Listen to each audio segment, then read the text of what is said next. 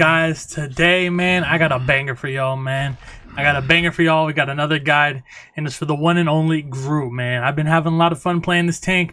Honestly, he's not broken, but he's really good. He's really good, and in the right hands, man, he just does so much damage. So much damage. GROOT is just phenomenal, man. I love playing him. He's really fun. He's really easy, but I just want to show you guys some things that you might not know about GROOT, and we're going to get right into that. But before we do that, be sure to leave a like, comment, and subscribe.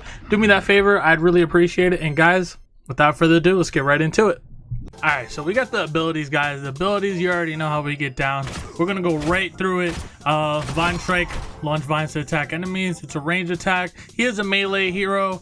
He does have a lot of range. And shockingly enough, he has ammunition on his left click, which is interesting, but you know, it's not the end of the world, right? His Q, fire a massive vine cluster that pulls nearby enemies to its center and imprisons them. This move is really good. It's so good, but you have to be careful when you're going against either a Doctor Strange or a Magneto, because they can cancel your ultimate. Not necessarily cancel it, but they can counter it with the shield. So you definitely want to keep that in mind and use it when Doctor Strange is not around or after you kill him. So definitely keep that in mind. This move is game changing. Thorn Lash Wall. Okay, so these walls are very important. It's your left shift, target a location, and grow a wall. When awakened and strikes nearby enemies attacked by GROOT and his allies. So the walls do damage for you. A lot of people don't know that. They just think it's just a wall, or they don't really look at the difference between the walls, because you get two walls. So this is an offensive wall that attacks you, which is really good. You can, you know, wall off your enemies and attack them, and the walls attack them. So you're kind of like double teaming them. And when you're on objective, you can use the walls and you can add more damage. The next wall is the Ironwood Wall. This is the more so defensive wall. Target a location and grow an iron wall. When the wall is awakened, the damage dealt by GROOT and nearby allies grants GROOT bonus health. So this is really good for sustain. So imagine you're in a big team fight and you have all your walls out there, you know, slapping them with the thorns, and then you're getting bonus health. It's just I was about to say Thor. GROOT just has so much sustain in gunfights. It's just insane. He does so much damage. He gets that extra bonus health from the wall. It's really good. Trust me. So the Furious Flora, that's his melee. Perform a combo with his arms, and third strike will slightly launch up the enemy. Hit enemy airborne. Right. So this is good. You can pop them up airborne. It's nothing crazy, but you know, it's better than nothing, right? So the Spore Bomb, throw an explosive spore bomb that splits into multiple small explosive spores. So keep in mind that once you throw it initially, it spreads out because it is a spore and it hits. So keep that in mind. We're going to go over that in a bit.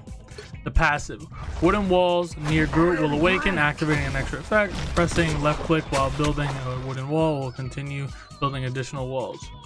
Okay, friendly shoulder. So this is really good for Jeff, the Land Shark, and Rocket Raccoon. They can ride on GROOT's shoulder, receiving damage reduction. Excuse me. So this is really good, but we're gonna go right into the I'm gonna explain it. I used to do an analysis on the gameplay, but I figured it would be more beneficial for you guys learning the character if I just went in training mode and went over it that way. So we're gonna go right into that. Alright, so now we're in the practice range, and remember how I said that GROOT is a melee hero? Well, he does have a lot of range. So we got the 5-meter line, the 10-meter line, and the 15-meter line. So at the 15-meter line, he still attacks and still lands, right? So this is really good. You know, just gauge a somewhat, you know, relatively similar distance to this, and you can still attack them and be very effective from this range. You know, he has the best range for a melee hero in the game. So keep that in mind. 15 meters, you can hit them, right? 15 meters. And then your wall, you have to be about 10 meters. 10 meters with the iron wall. And then the left shift, you could be about 15, maybe like 14. Right? Flip the wall, you hit it. Once it awakens, it starts slashing them. I believe it has to be behind them though. Right here. Okay. Look at that. Look at that damage. Look at that damage. So I'm going to show you the damage when they're at full health. Check it out. Check it out. We got the walls right here. 2 walls. We'll do 2 walls because that's more than likely what's going to happen. So we got the 2 walls. Boom. Look at that. 2 hits. 2 hits. 2 hits and they're dead. Imagine like you're in a full-fledged team fight and you're just smacking them. So you definitely want to you know, take advantage of the passive of the walls, right? Another thing that you need to consider is the spores, right? The spores, let the wall set and then throw the spore off of it. It does even more damage. You throw the spore and it activates the wall. So imagine you're fighting, you're throwing spores, it just does more and more damage. Overall, it just does more and more damage. What I like to do is when I'm in a team fight, this is a really big thing. A lot of Groots, they don't really realize or they don't do because they're too focused on, you know, fighting what's in front of them. But what I like to do is, especially if it's the frontliner, I like to wall them in. I like to wall them in, especially if it's a Doctor Strange, because he's facing you with his wall up, with his shield up, and then he's just walking back and he realizes he can't move back, and then he has to turn around or move to the side, which gives you more time to either A, shoot down his shield, or B, punish him while he turns around to get away from the wall. So keep that in mind. You definitely want to keep them blocked off, and especially when you ult, because if you ult, they have nowhere to go. They have nowhere to go, and it takes a good while to destroy these walls. So keep that in mind. You want to wall your opponents off, right? And for example, right here, let's say, you know, this is one enemy. This is the frontliner right here, and then this is maybe the support or the DPS or in the back, right? So let's say you get into a team fight, right? Let's say you get into a team fight, and you want to focus the DPS and the support, right? So you just wall them off. I'm gonna wall them off right here. Oops. We're gonna wall them off. Boom, wall him off, and he can't do anything. He can't do anything. He has to destroy the wall. He can't do anything at all, right? So he has to go all the way around, and that's sometimes that's enough time to just get the job done, right? So you want to think about walling people off and kind of keeping them at bay, because once you do that, you can focus the squishies or you can burn your ultimate, right?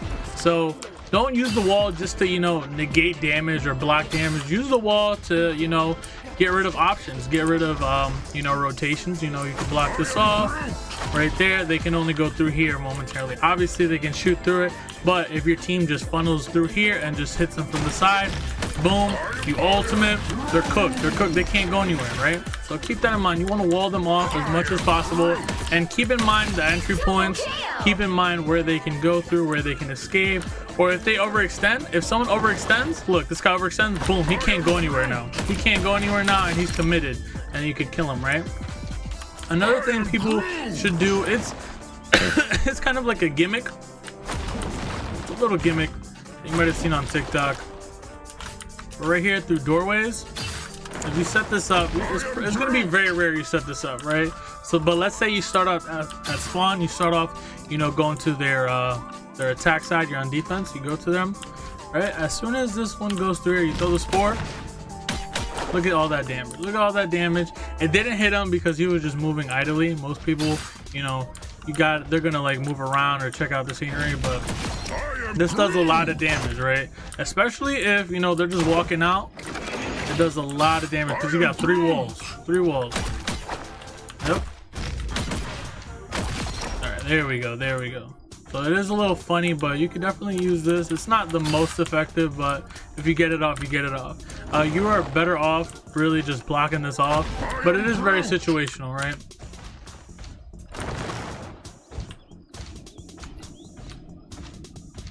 Another thing a lot of Groots don't utilize is the angles. So you can use the wall at an angle, and you could get somewhat high ground, and you could kind of peek them like this, right? So you could put, y'all ever play Fortnite? Yep.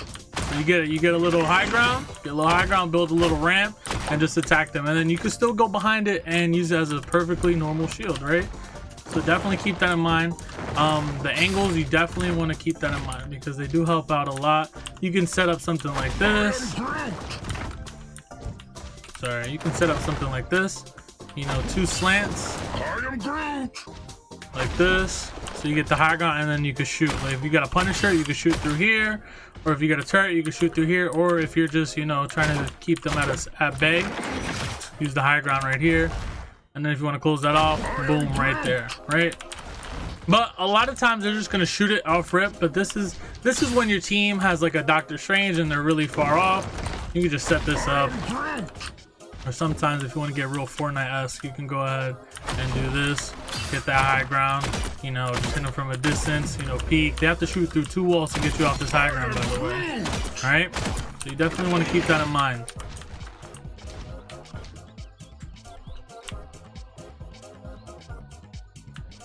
All in all, Groot is a phenomenal character. He has a lot of health. He has 850 health, and then if he gets his Iron Wall, he gets like bonus health for dealing damage, which is really, really good. Really good. Look at that. He's at 930, 970. 970 off nothing. Off nothing, right? That ultimate, man, the ultimate is a game changer. So definitely keep those things in mind.